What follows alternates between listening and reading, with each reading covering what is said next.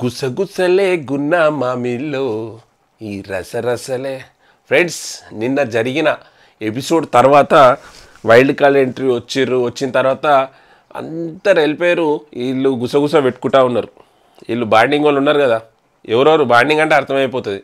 బర్నీ గారు, దివ్య, తనుజ గారు అయితే డైరెక్ట్ అక్కడనే నాగార్జున గారి ముందే చెప్పేసింది, ఎమోషనల్ అయిపోయి. సార్ బాండింగ్ అని నా మీదనే రుద్దుతున్నారు సార్. నేను చేయబట్టికి అతని గేమ్ ఏమన్నా ఫాల్ట్ అవుతుందా సార్, డౌన్ అవుతుందంట.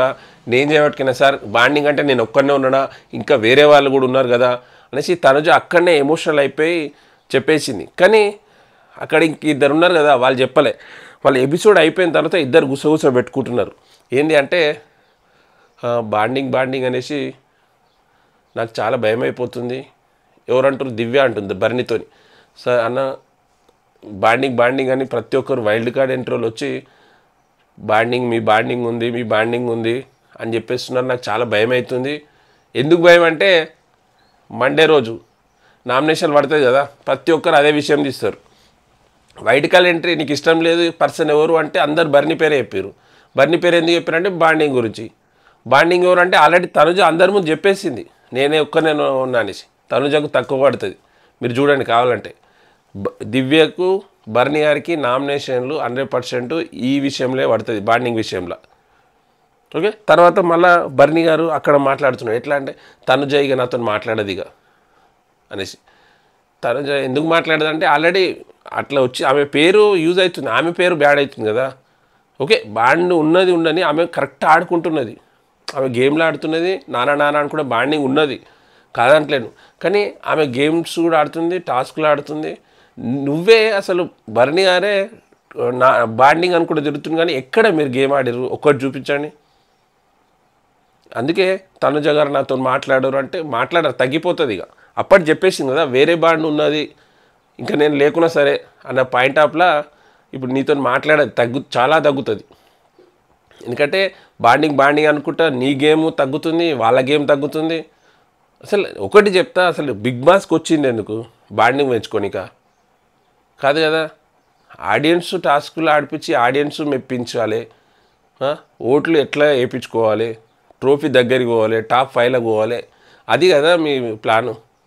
మీ బాండింగ్ పెంచుకొని నాన్న కూతురు, చిన్న కూతురు నాన్న, ఏంది ఇది?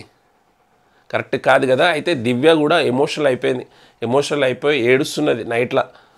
అబ్బాయి వైల్డ్ కార్డులు వచ్చి అందరూ బాండింగ్ అంటారు, దివ్య బర్నీ తనుజను తగ్గించారు అనేసి ఎమోషనల్గా నాకు పడుతుందేమో ఈ వీక్ ఎలిమినేషన్లో ఉంటా నేను, నా డౌటే ఇక. ఎందుకంటే వెళ్ళిపోతుందేమో అనే పాయింట్ ఆఫ్లో. ఎందుకంటే ఎవ్వరు ఏదైనా కానీ ఒక 5 వారాలు బయట చూసి వాళ్ళు వస్తున్నారు వైల్డ్ కార్డ్ ఇంట్రోలు, అందుకు వీళ్ళు భయపడుతున్నారు.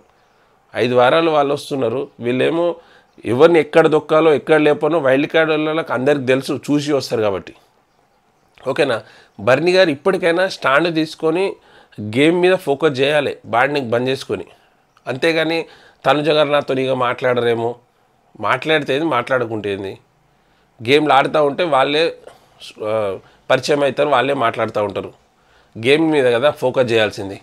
తనుజ గారు అయితే 100% ఇప్పుడు మీ బాండింగ్ కొద్దిగా క్లోజ్ చేస్తేమో నాకు అనిపిస్తుంది, క్లోజ్ చేస్తేనే బెటర్.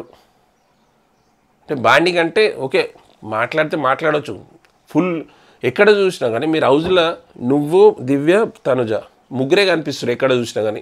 వేరే వాళ్ళతో మాట్లాడవచ్చు కదా. మళ్ళీ ఇంకోటి ఇమాన్యుయల్తో మాట్లాడేటప్పుడు దివ్య గురించే మాట్లాడుతున్నావు, బర్నీ గారి నుంచే మాట్లాడుతున్నావు.